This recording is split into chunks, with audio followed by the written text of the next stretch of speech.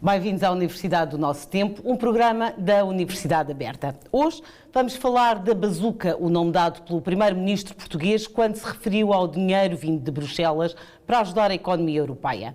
Connosco, em estúdio, está Camilo Lourenço, licenciado em Direito Económico e comentador. Vamos falar da bazuca europeia ou do Programa de Recuperação e Resiliência, PRR, expressões que muitos portugueses já ouviram, mas não entendem, principalmente os mais novos. Vamos ver. Bazuca só conhece arma mesmo. Eu penso que é um determinado valor que a União Europeia nos vai atribuir a vários países e que será subdividido pelos países mais necessitados.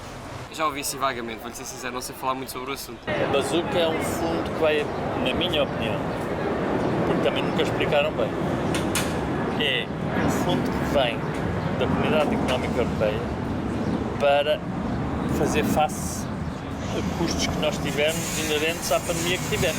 Agora, se vai ser bem aplicado ou não, não sei, é a minha opinião.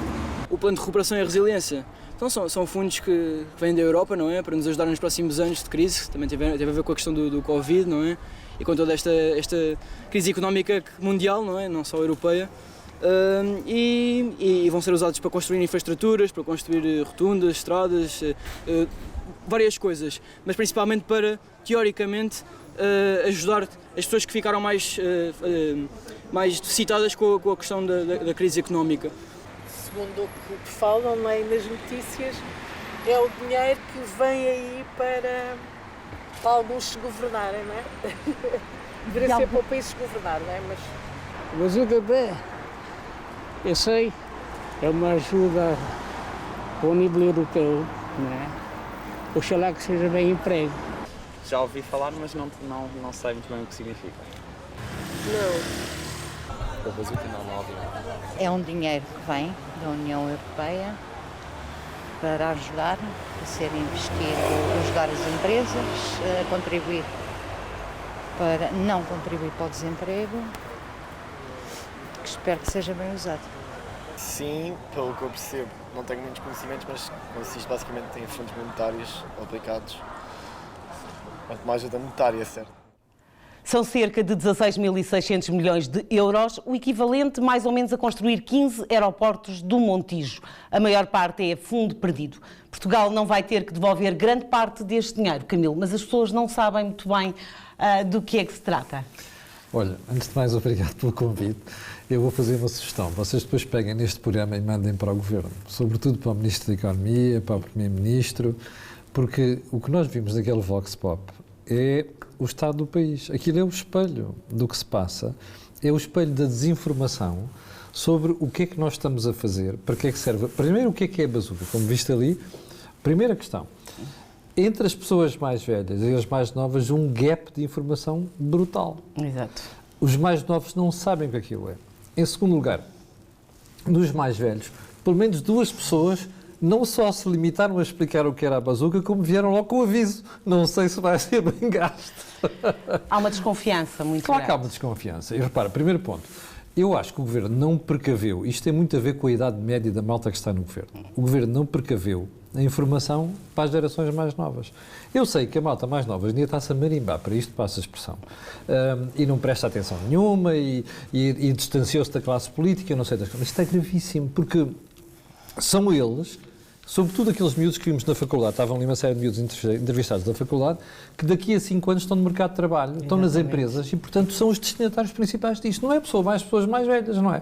Ora, este primeiro aspecto é gravíssimo. O segundo aspecto, que é a forma como as pessoas já olham para isto e começam a fazer juízo de valor, que é, eu espero que seja bem gasto. Não sei se vai ser bem gasto, é outra mensagem que devíamos estar a tirar disto tudo, que é, o que nós estamos habituados, isto mostra, que os portugueses olham para os dinheiros que vêm de Bruxelas já com desconfiança. Não é? Porque nós estamos a receber dinheiros de Bruxelas desde 1986, quando acedemos à então Comunidade Económica Europeia. E a verdade é que nós olhamos para a utilização dos fundos nas últimas décadas e ficamos sempre com muitas dúvidas como aquilo foi gasto. Portanto, estes são os dois aspectos que nós estamos a falar. Agora, vamos à bazuca. A bazuca, de facto, é aquilo que as pessoas dizem. Foi um programa criado em Bruxelas, pela Comissão Europeia e pelos Estados-membros, para fazer face àquilo que foram as dificuldades que apareceram com a pandemia. O que é que o Estado fez? Aliás, todos os Estados da União disseram assim, para tudo, vai para casa.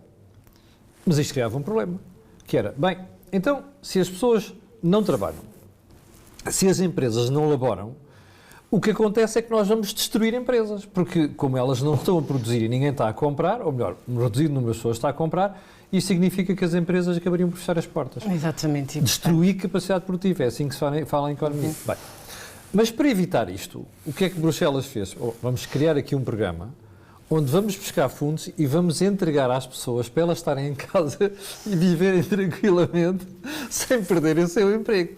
Bom, isto é o melhor dos mundos. O problema é que isto não pode manter-se para sempre, não é? E depois a pergunta seguinte, como é que vamos pagar isto? Os Estados, sobretudo Estados como Portugal, que estão excessivamente endividados, tinham aqui um problema. O que é que Bruxelas fez? Bom, vamos pôr a própria União Europeia, a Comissão Europeia como um todo, a emitir obrigações no mercado, ou seja, pedir empréstimos, que depois vamos distribuir pelos Estados. E se as pessoas recordam, sobretudo as mais velhas, aquele período de discussão sobre isto foi muito acalorado. Então o que é que os Estados frugais, que nós convencionámos chamar frugais? Olha, a Áustria, até a Suécia, a Finlândia, a Holanda, começaram a dizer assim, não, vamos dar a maior parte destes fundos como empréstimos. E os Estados têm de devolver. Então, o que é que se convencionou? A maior parte destes fundos, como tu disseste, que são 13.944 mil milhões de euros. E depois, que é a parte que se entrega aos Estados, e os Estados gastam livremente. Embora aqui também haja um travão, e já vamos falar sobre isso. Depois há uma outra parte, que é dos empréstimos. Ou seja, o próprio Estado pode ir buscar ao mercado dinheiro... Mas vai ter que pagar. Ora bem, que é mais ou menos 2.700 milhões de euros. O que é que aconteceu logo à partida? Para países como Portugal, estes 2.700 milhões de euros não dão jeito nenhum. Porquê? Como nós já temos uma dívida muito elevada, se o Estado fosse ao mercado pedir mais dinheiro, isto quer dizer que ainda ficávamos pior perante os investidores e perante o mercado. Então optou-se por não ir, eu acho que lá vamos, mas não ir buscar muito dinheiro aqui, confiar no resto. Mas precisamente por causa disto, tiveram que fazer algumas cedências, estas divergências, tiveram que fazer umas cedências aos países frugais. Então o que é que foi convencionado? Espera aí, vocês só podem gastar aquele dinheiro segundo um plano que vão elaborar. Que foi então o Plano de Recuperação e Resiliência, da autoria do professor António Costa e Silva. Bom, qual é o problema disto? Há aqui uma salvaguarda, de facto, que é, os países só podem gastar dentro dos vetores que foram aprovados nesse plano. Que no caso do português tem 3 componentes. A resiliência, onde estão uma série de reformas que nós dizemos sempre que vamos fazer, andamos há décadas a dizer que vamos fazer, mas não fazemos. Depois temos a transição climática, que é uma agenda que se criou nos últimos anos. Diária, praticamente. Uma coisa impressionante. E depois temos ainda a transição digital, então, que é a última moda que nós temos. A Comissão Europeia liberta os fundos em função dos projetos que a gente tiver. Mas na questão do plano de recuperação e resiliência já não é assim. Quer dizer que o Estado tem um projeto, certo, gasta, executa e depois é que vai lá. Primeiro ponto. É o Estado que avança com o dinheiro.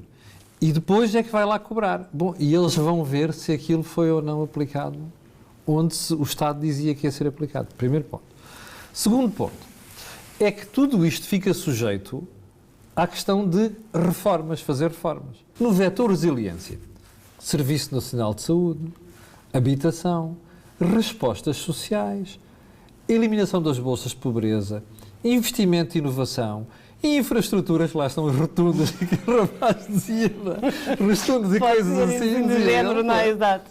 Florestas, gestão hídrica, habitação e investimento. Entra quase tudo. Pois.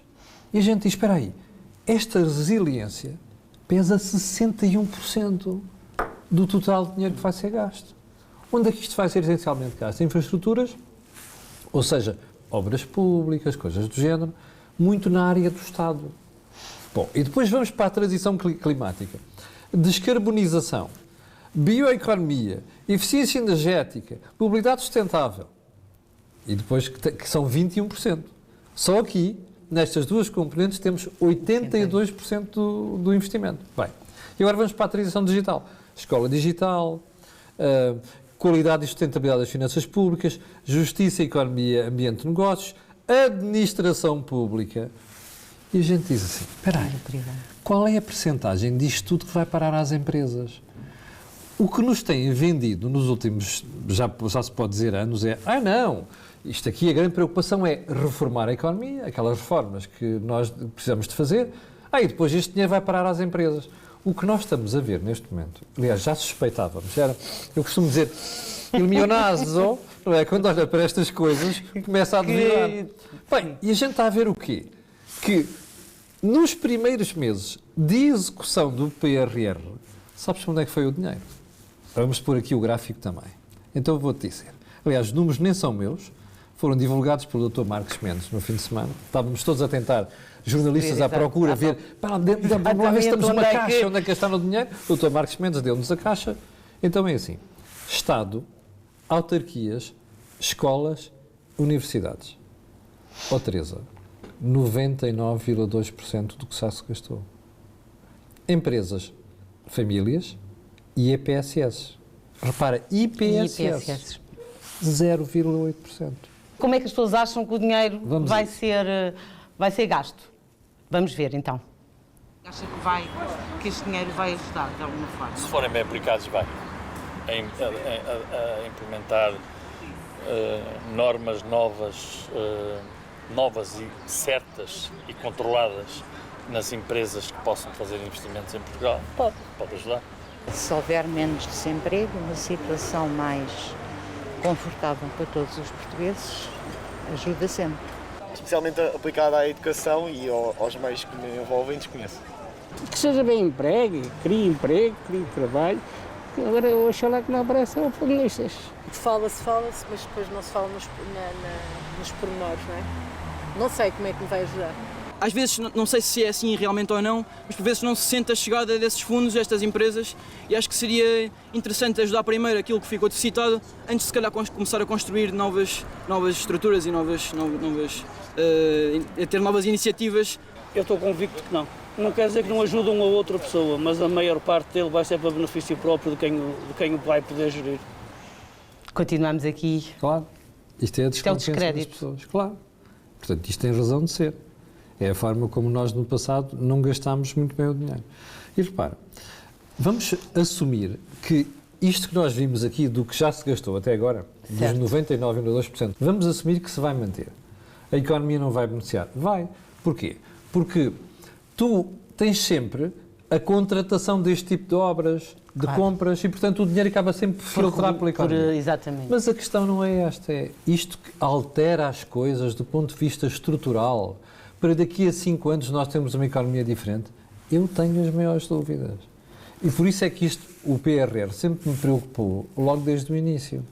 Repara, tu disseres assim, está bem, mas se formos gastar tudo em famílias, em IPSS, empresas, também isso não ajuda a economia. Depende, e este é que é o ponto.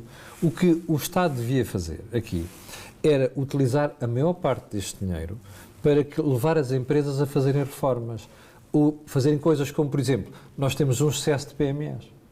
Devíamos encorajar as empresas a juntarem-se, a fundirem-se, criarem empresas maiores. E deixar de ter tantas empresas. Todas as reformas que nós precisávamos de fazer no setor empresarial deviam estar a ser catalisadas por todo este dinheiro.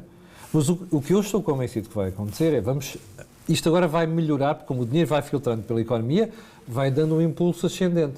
A questão é, não é nada que depois permita deixar uma raiz que no futuro vá fomentar mais riqueza, mais emprego e que tu possas olhar daqui a 5 anos e dizer assim, olha, nós mudámos o nosso padrão de especialização. Isso é que é preocupante aqui. Porquê?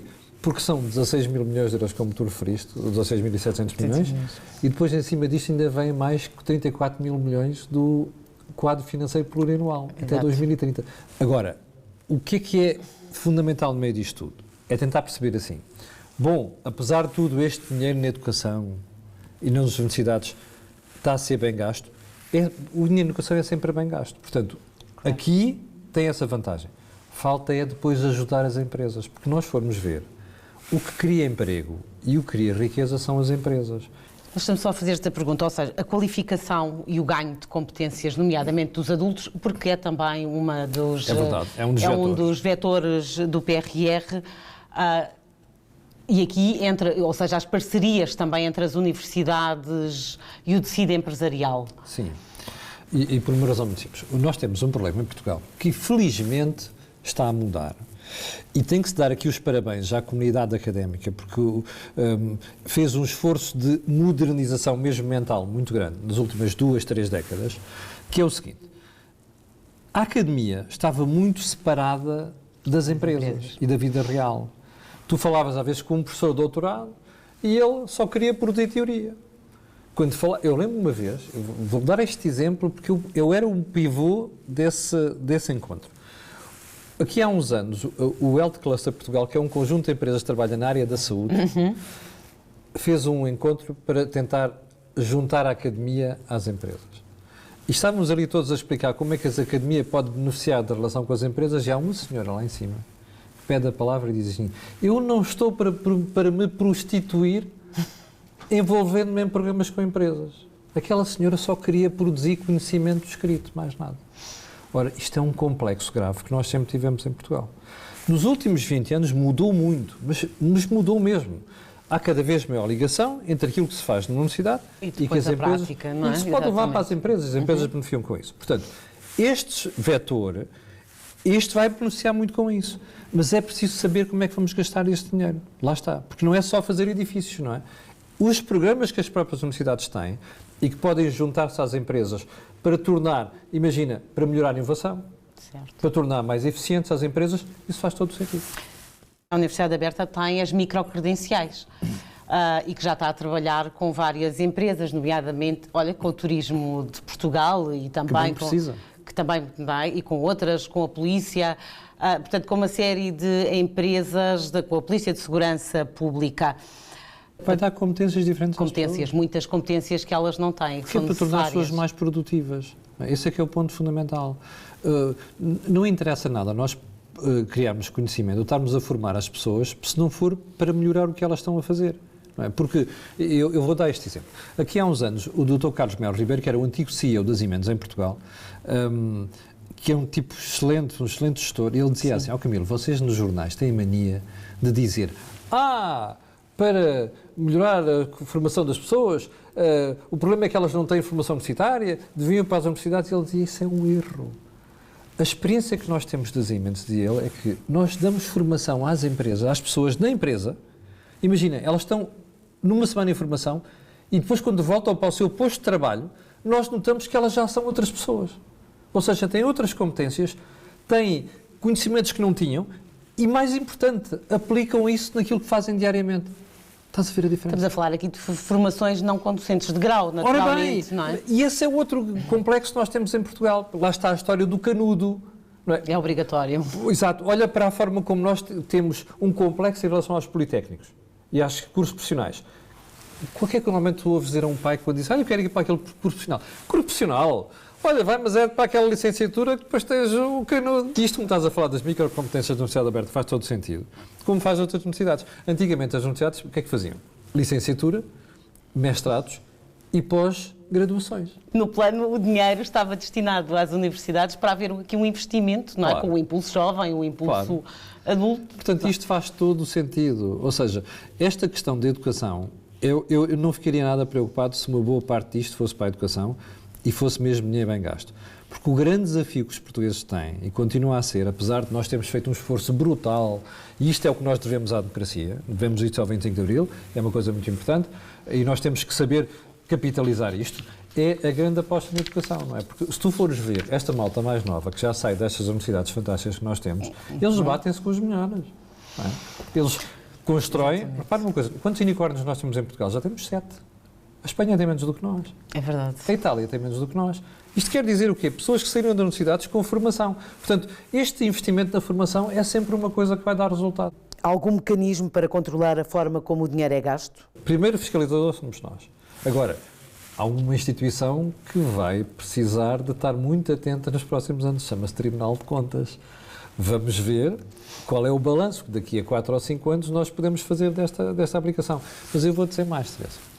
Eu tenho a sensação que nós não vamos ser capazes de gastar este dinheiro todo. Que vai sobrar. Vai sobrar dinheiro. Isto porque, Camilo? Por várias razões. Porque as empresas não têm capacidade, elas próprias, para ter projetos para investir, para absorver este dinheiro todo. Porque as empresas têm falta de mão de obra especializada. Foi uma coisa que nós nos esquecemos. Turismo, tu falaste há bocadinho. Tu não tens... Sabes quantos profissionais faltam no turismo? Muitos. Mais de 50 mil. Por isso houve uma procura muito grande. Mais de 50 mil. E o que é interessante é que uma parte das pessoas que estavam no turismo, que depois foram para casa na altura da pandemia, já não voltaram para o turismo. E algumas já não querem voltar.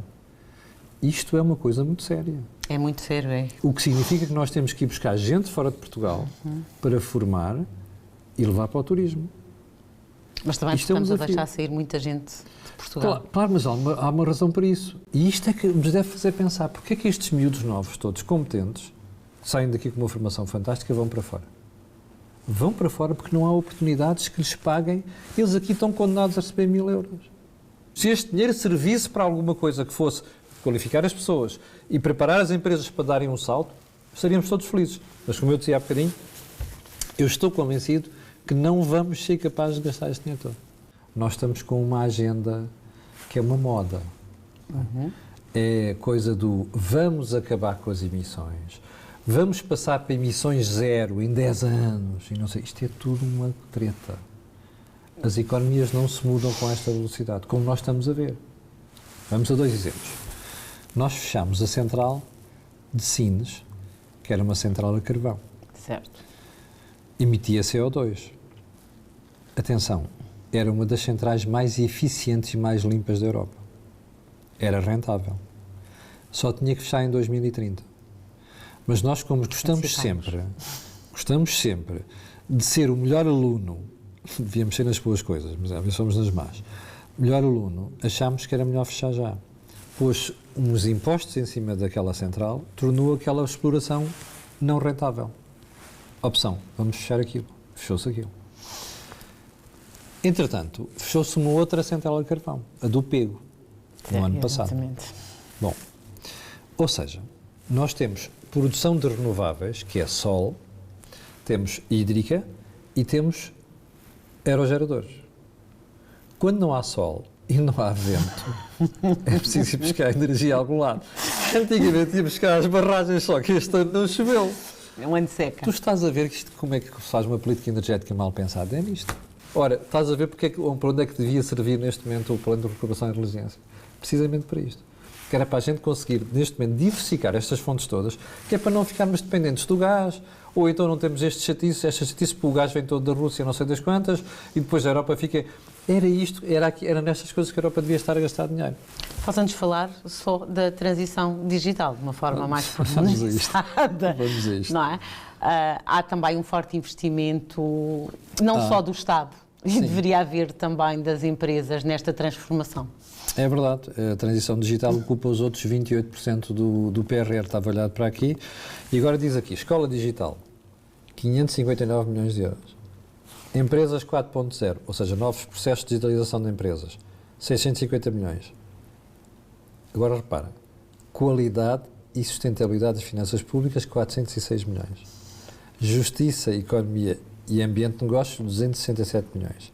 Administração pública, capacidade digital e interoperabilidade, 631 milhões. E tu dizes, Nossa Senhora, então para as empresas é só 650 milhões deste total todo. E explicar às pessoas, porque nós hoje aqui percebemos que há muita... As pessoas, é isso que eu estou a dizer, não é? Ou seja, as pessoas não ouvem, ou ouvem e não percebem, não querem ouvir, e é complicado, não é? Nas classes mais jovens nós percebemos que eles vivem ao lado... Por exemplo, eu agora vou dar-me um conselho, não sei quem é que foi o Ministério da Economia que fez isto.